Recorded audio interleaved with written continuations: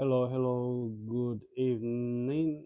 What time is it? Good morning, actually. It's midnight. Ooh, it's midnight here, guys. I just woke up, guys. I'm sorry. I thought it's nighttime, but it's morning. It's 12:28 a.m. in the Gambia. I'm in Catering right now. We on? Yeah, we on live. Yeah, I'm in Catering.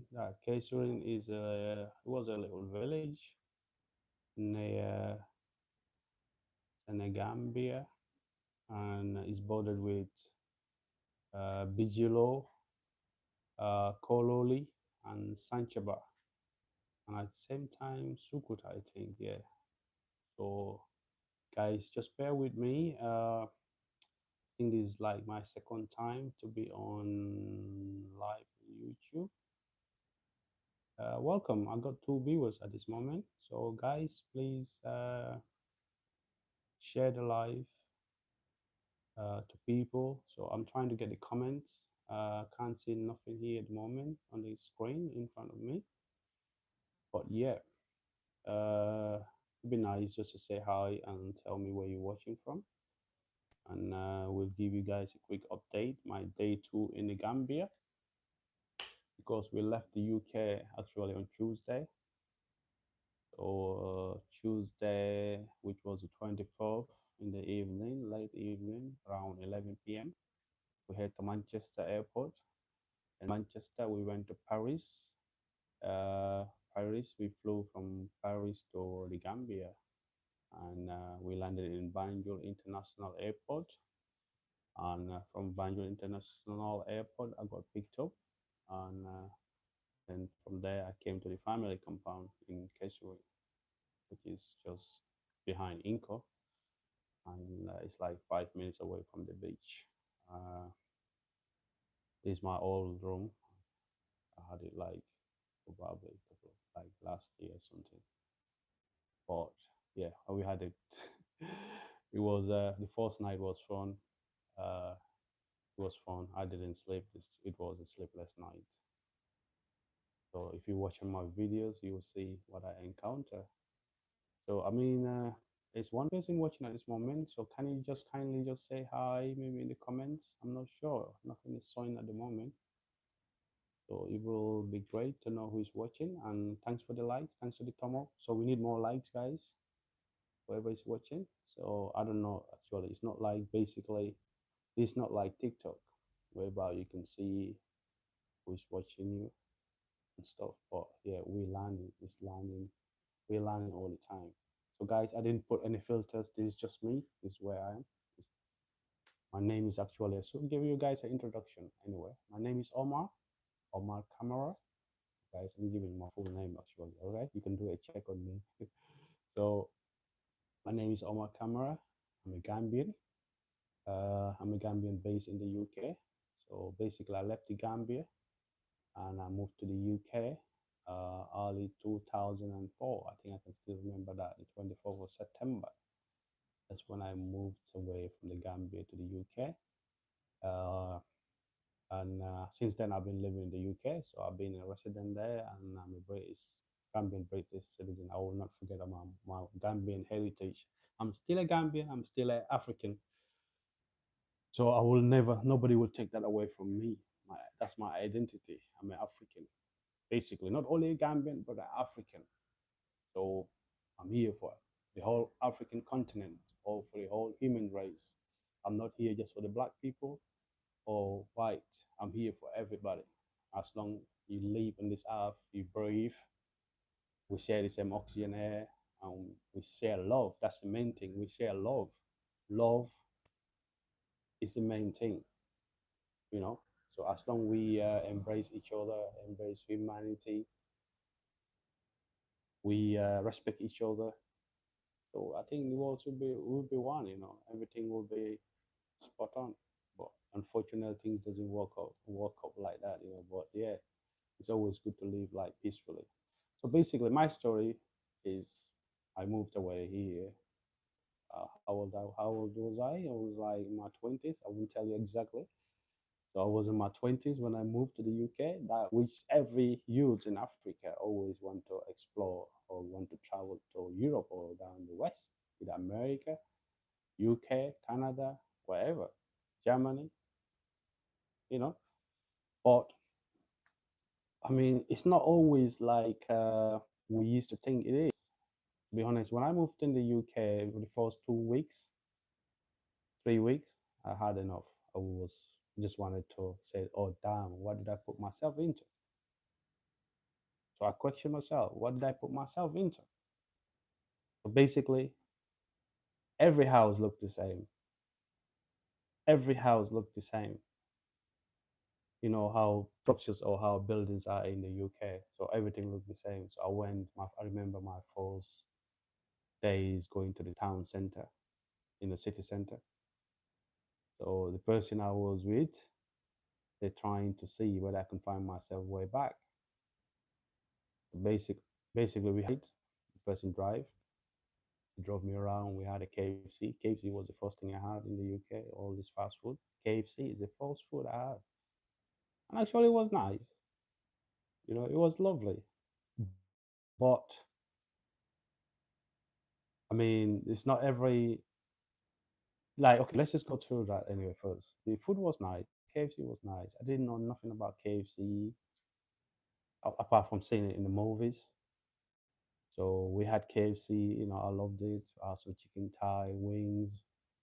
I had a breast as well, but I didn't love the breast. I love the thigh and the wings. Yeah, it's a bit of a funny thing. But I didn't know nothing about halal stuff, to be honest. I heard about halal, but I didn't even know the meaning of halal. What is halal? Even though I'm a Muslim, but I didn't know in that way. I know in a local way what is haram and stuff, but I don't know what was halal. You know, not that I wasn't educated, not that I didn't check in the dictionary, but it's not something we use over here that much. Over here, we're not bothered. We knew that every meat we have is basically either halal or we can eat it as long as it's not pork. So that is part of my stories. I'll tell you a bit of my stories. The first couple of weeks me being in the UK, that's 2004, like I said.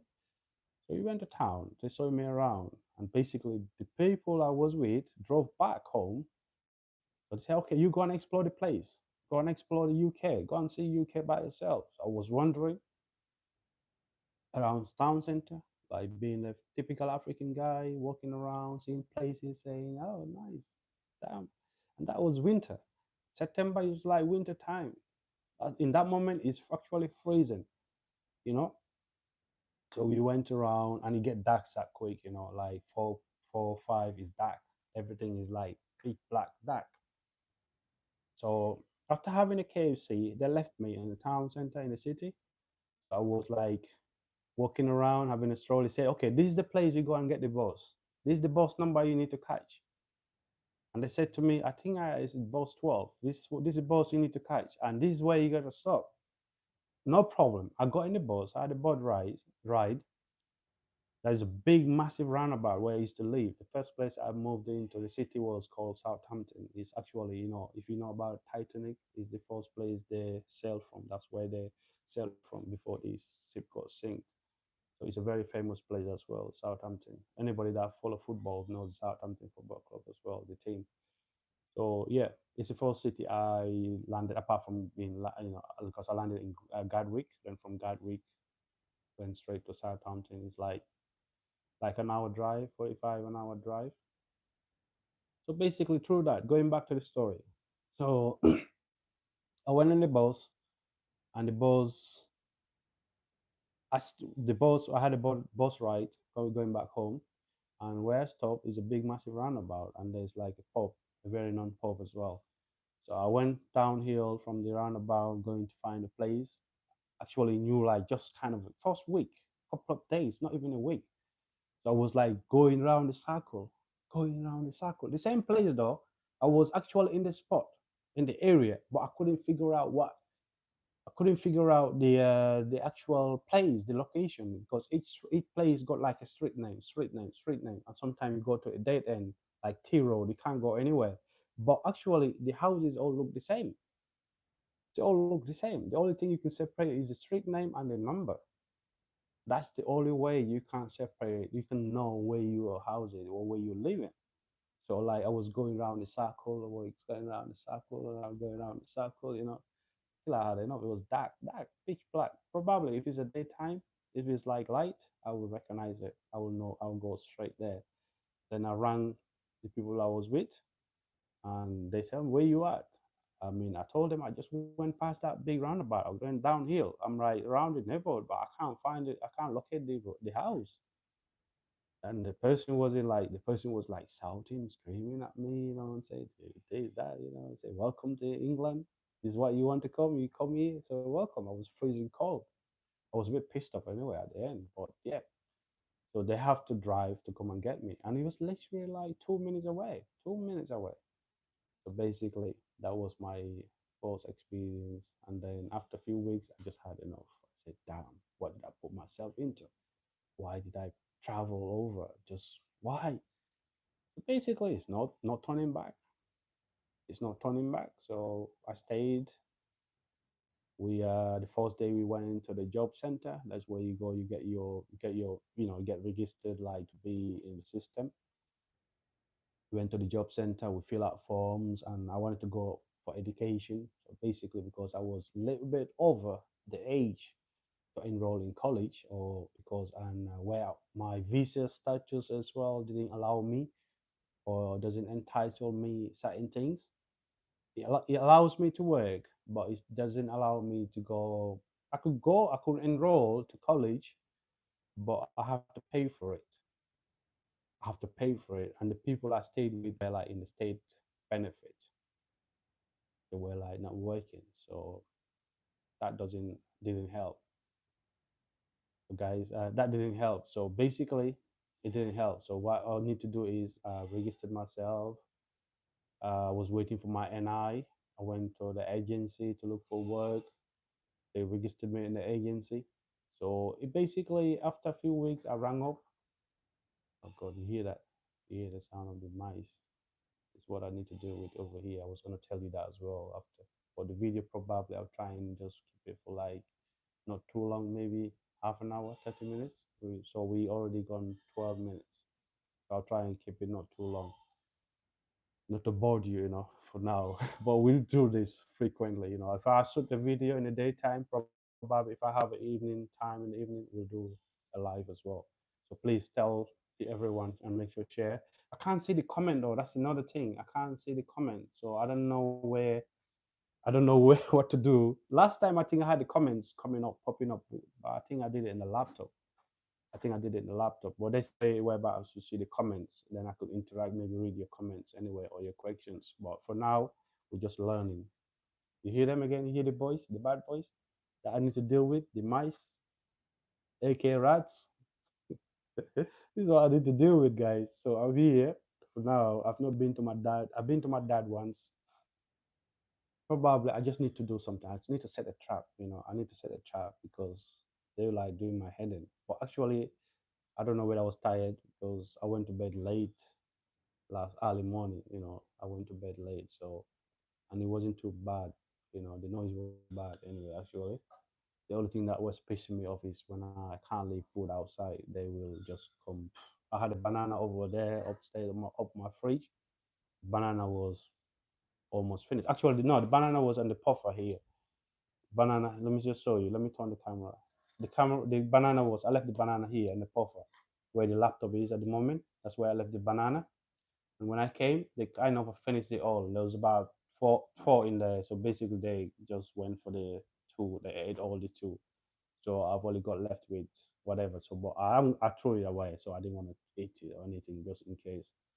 So yeah, my life in the UK started that way, 2014, and I was there, worked, and basically, this is a funny thing. When I had a job with the agency, so they were telling me the hours. They said, "Oh, we can at the moment we can start with 24 hours where you're gonna work."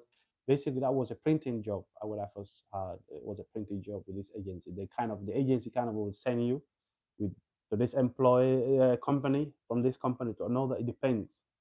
It depends what rotas or what shift is available because this company basically they're using this agency to cover with people that are sick or so and so, or if it's busy. Actually, it was quite because it's around September, coming to December time, things are very busy because they do it's a printing and they do like deliveries as well. We do sorting, parcel sorting and stuff. That's what we used to do, and they used to print out credit cards and stuff and all that.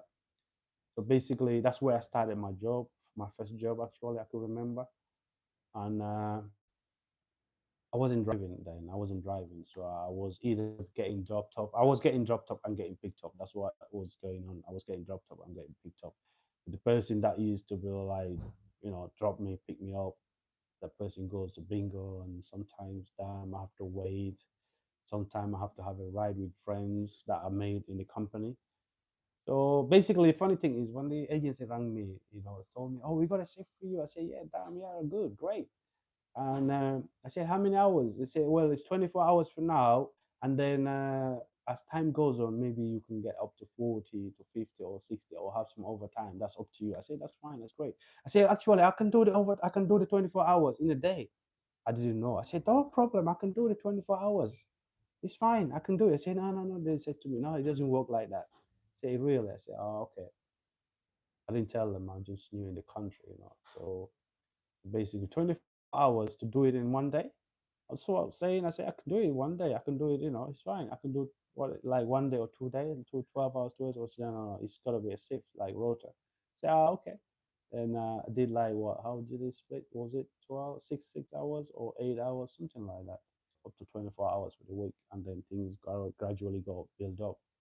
So I was catching up with overtime and doing such and such. So basically, I remember my first wage I had, I've sent it to my mom, to get more prayers. My parents, actually, my mom and my mom split with my dad. My mom was a bit fair. She was a bit, actually, a fair mom. She could have just said, she could have been greedy and selfish and just keep the money to herself. But she split it between them two.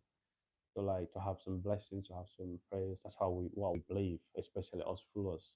I'm a Fuller by tribe anyway. You have Mandinka, Wolof, Fuller, Sarahule, Sereo, Jola, and Karolinka, Aku.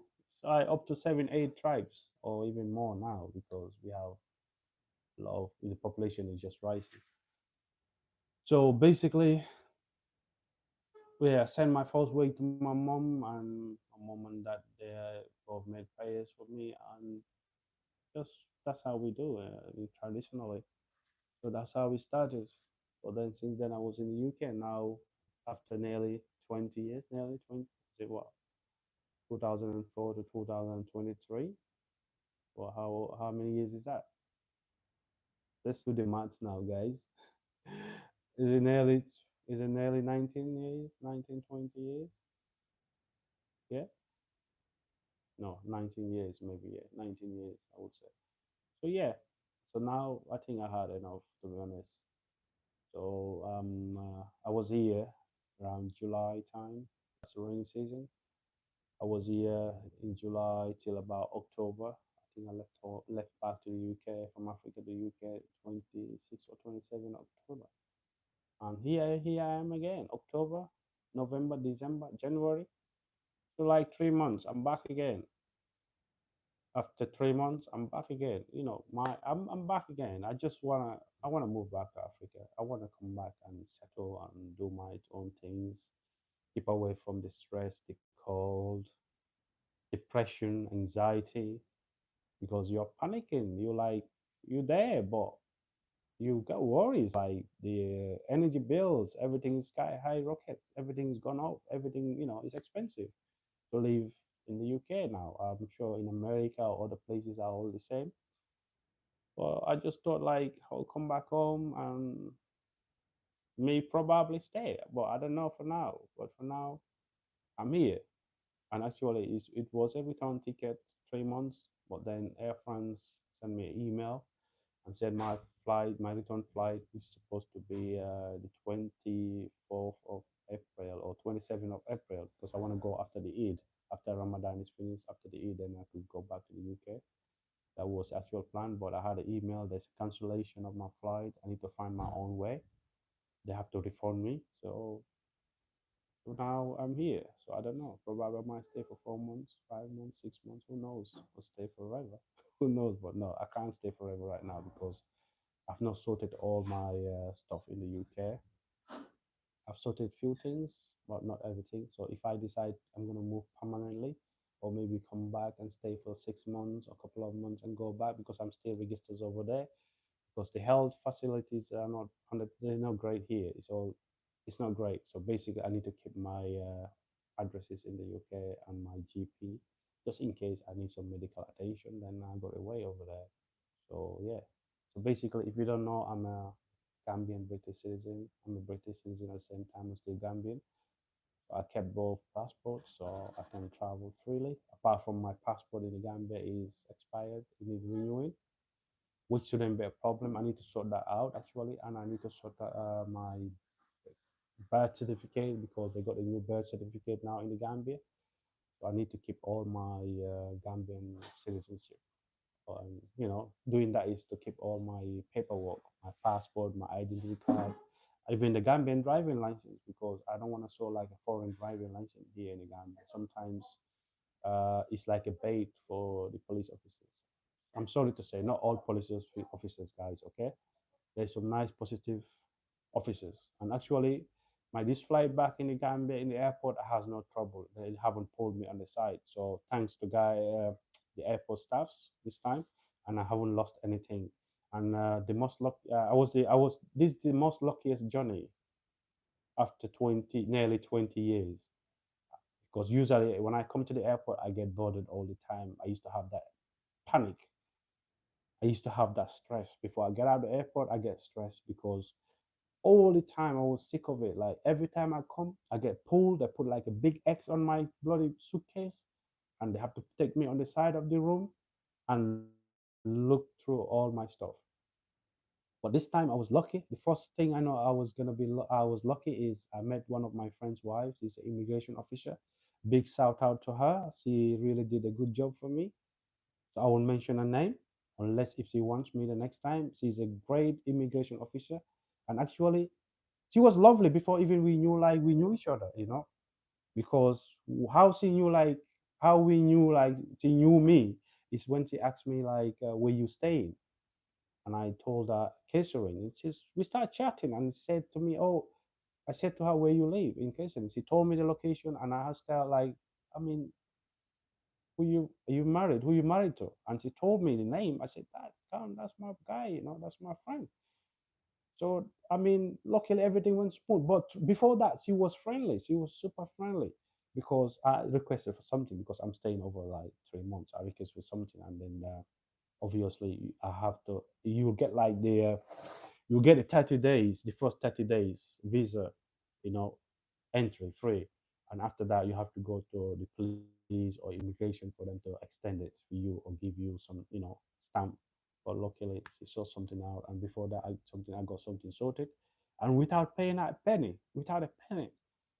So, and she was super friendly, and it turned out she's my friend's wife. So it's a small world, so you never know who is there. So that's why always be kind, be respectful, and be always smile, always be friendly, smile, smile. Smile is the best thing, is the best breakover of all barriers. If you smile to people, the approach is very important. Smile to people, be friendly. You will break all the barriers. Even somebody's having a bad day, smile to them. Be a little bit cheeky with them. Be a bit funny with them. They will like open the gate for you. Everything will go smoothly. After going past in the what's it called? Going past the immigration, he got my passport stamped. Allowed me entry, and I went grabbed my luggages and stuff, and it didn't take me long to get my luggage. So I went through the scanner where the customer are. So I put everything in the X-ray, and everything went through. Luckily, there was no X on my suitcase. I wasn't pulled on the side. I mean, it was great. It was a good apart from the long journey because it took me like nearly 24 hours for the journey because I mean, yeah, I flew from Manchester to Paris, Paris to Gambia, so it wasn't straightforward. So it's a transit. Always flying from Manchester is always sorry to Paris is always some time lapse. You might wait for 6 hours, 5 hours, 4 hours. Because the one before that, I think I waited for like nearly 12 hours in Paris, 16 hours before I took off.